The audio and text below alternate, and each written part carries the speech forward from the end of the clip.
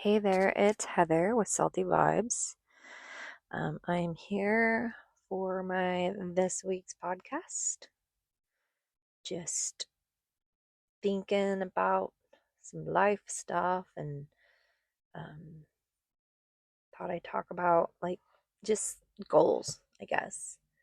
Um, Thinking about I'm working on my CEUs for my real estate renewal, and um, when I do them, I bought them a while ago because I knew that I was going to have to renew this summer. And I thought, well, I'm going to get started early. So, because the first time you renew, you have to do like 90 hours. Well, of course, I waited until last minute, and my May was crazy because I was in Vegas, and then my mom got sick, and then I was on a road trip. I went to California, and then all of a sudden I get home and it's June, and I'm like, oh man, I don't have a lot of time left to finish my CEUs. So I'm cramming them all in now. And thankfully it's been sunny out, so I've been sitting on the deck getting sunshine um, while I do them. Um, but they're just kind of annoying, and I don't really want to do them, but they need to get done so that I can renew. And also, there's the side of my brain where it's like, well, I don't want to be a real estate forever. Do I want to be a real estate agent forever? I mean, I don't know. I don't love it. I've never thought it was gonna be a full time career forever. But then there's things I do love about it, and so I kind of weigh that back and forth. And I was like, okay, you need to give it another 2 years. So I'm renewing, going to try to give it another 2 years.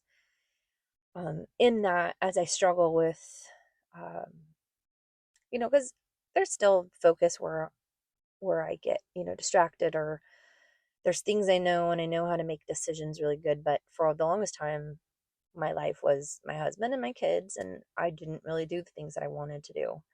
And then when I got to that position where I had to figure out what I wanted to do with my life, my friend was like, well, you want to do real estate, in Alaska. Why don't you do that? And so I did it, just kind of was like, well, I really don't. I tried a bunch of jobs. I had job interviews. I'd get to the next one. And then all of a sudden, like, I wouldn't get the job.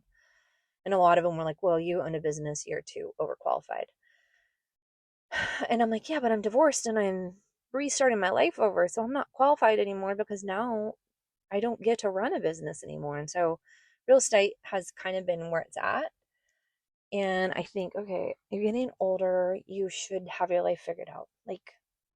And career wise. Like I should have my life figured out career wise. Like why when you're getting closer to 50 would I want to change? But real estate was just something to help it so that I could transition to hopefully start my own life coaching business, which I'd been fighting myself on for years, um, for the last several years. And I knew that's what I really wanted to do. But again, real estate kind of like you get the training, you're under brokerage, it's kind of a protection, and it was a safer route to go um, for me. But I did not realize how hard it was going to be, honestly. Did not realize, um, especially when you're trying to do it as a full time thing. A lot of people do it part time, and I was like, well, I'm going to go all in, I'm going to do full time. It's hard, and it's hard to stay motivated. You have to kind of pick your own, time schedule, and you're working around everybody else's schedule, especially like with buyer's agents and stuff.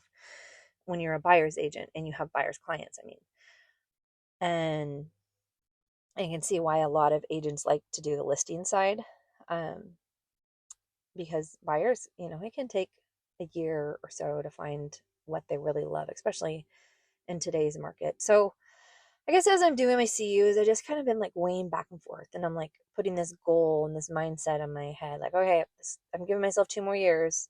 I gave myself, 2 years. I'm gonna give myself two more, and this is see if this is really what I want to do.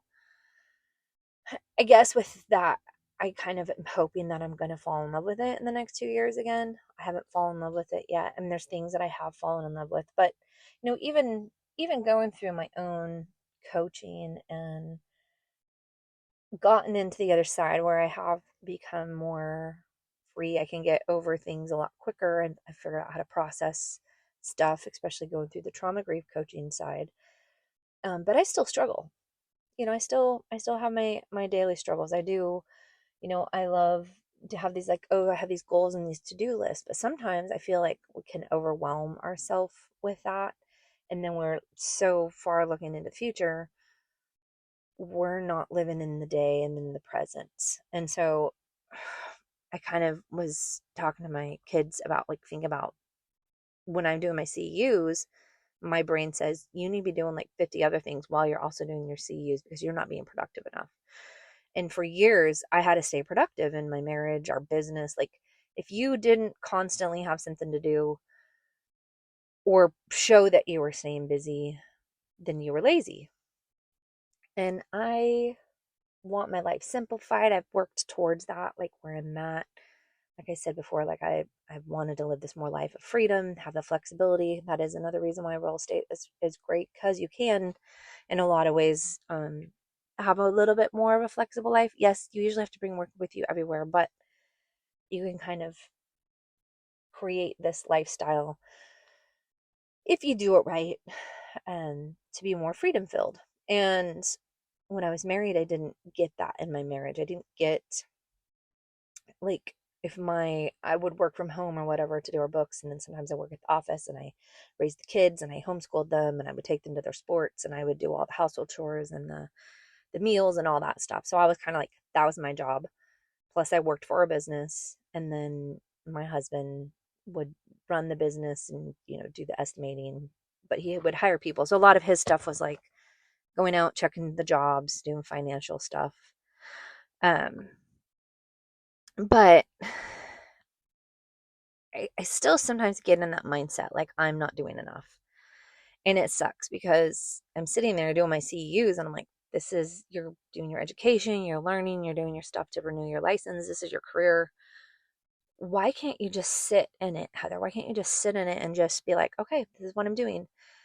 But in the back of my brain, I'm really hard on myself. Like, okay, well, all you've been doing this week is CEUs. And then you try to over explain yourself to people. And I'm learning to, when I get into that mindset, like, okay, this is my day. This is what I have planned. And it is okay that this is all I'm doing. I don't have to do 50 million things to be productive. And then when you get in that mindset, I think it also can make us future, like always looking to the future, but not enjoying the moment. And my goal is to enjoy the moments, to have present day moments, getting to do some of the fun things I've gotten to do in life. But I've just kind of been weighing that lately. And so I guess I'm just thinking about, like, how do you get yourself from that when you were trained? I was trained for so long that I wasn't being productive enough. He would say time for time, and he would want, even if I got a 40-hour work week done in 25 hours or whatever, because I was efficient. I knew what I needed to do. I was organized. As long as I didn't have 40 hours, I was nothing. Like, it's pretty much the mindset I was, or my mindset was at, because he would kind of make me feel that way. Like, oh, well, you're never doing enough. And I'm like, I'm helping run two businesses and, doing all the kids and stuff. And like, I could never, I always felt like I was just spinning wheels. And so I'm still stuck in that sometimes, even though it's been several years now since I've been, single, divorced, separated, all that. And I don't work for a business anymore. Now I'm starting my own life and I'm making my own decisions. But it's scary sometimes. And I get there, and I know women in this who've been in that situation, and they just are really hard on themselves. And I think us as women are really hard on ourselves anyways.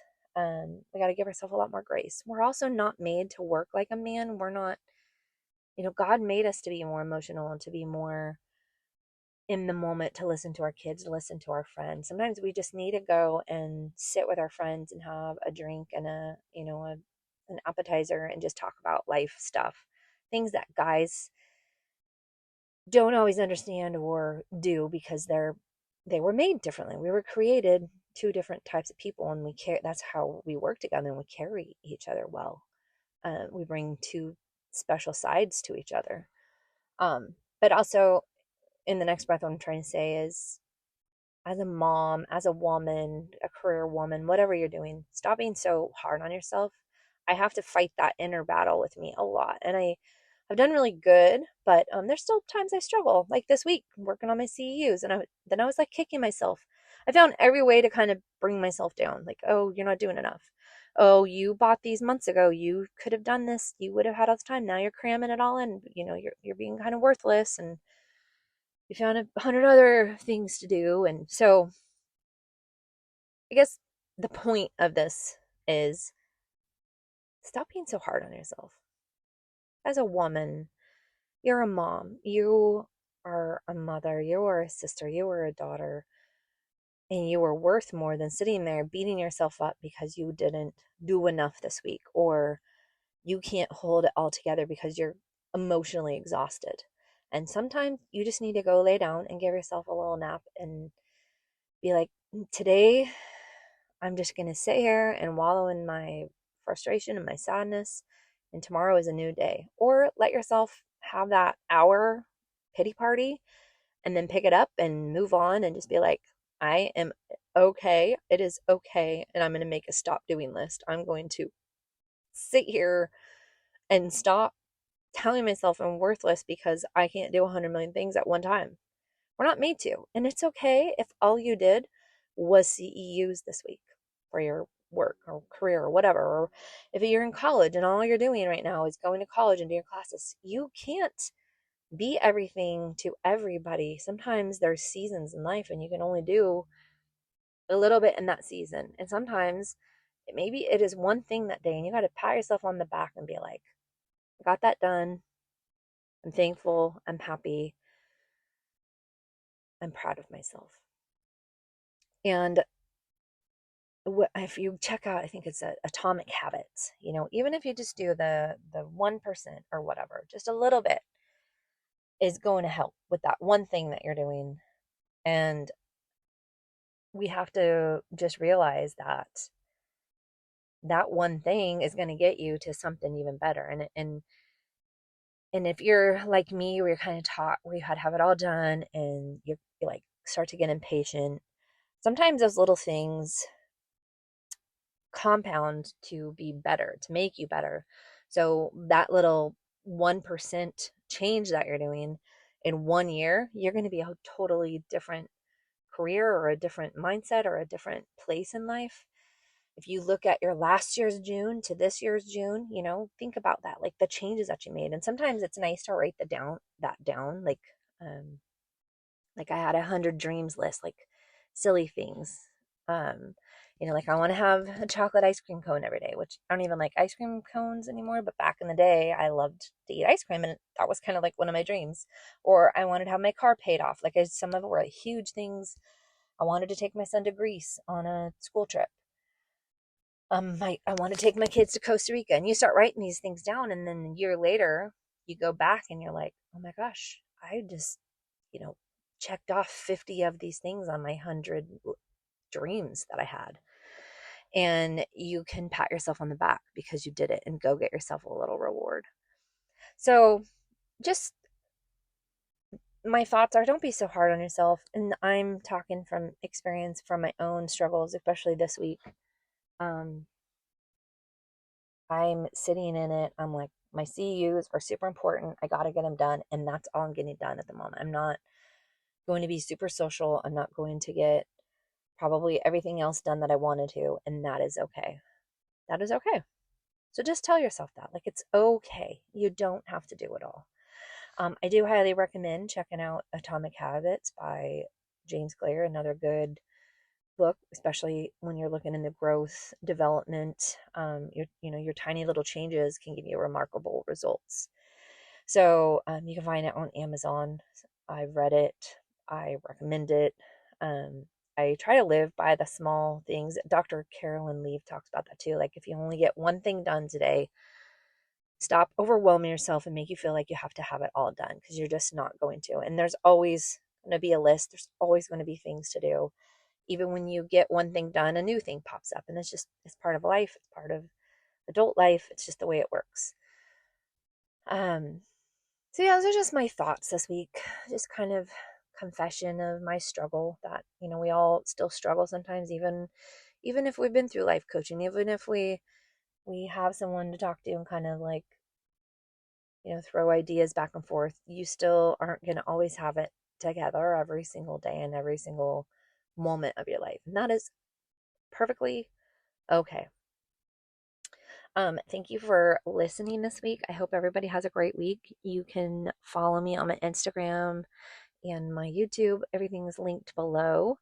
I would love if you ever want to sit over a cup of coffee, have a Zoom call, chat. I'd love to see if life coaching is something for you. Also, if you're looking for trauma grief coaching, check out Stronger Co. Great nonprofit. Um, or my company is Beautifully Revived for my life coaching, breakthrough coaching. Have a great week, and we'll talk to you next week.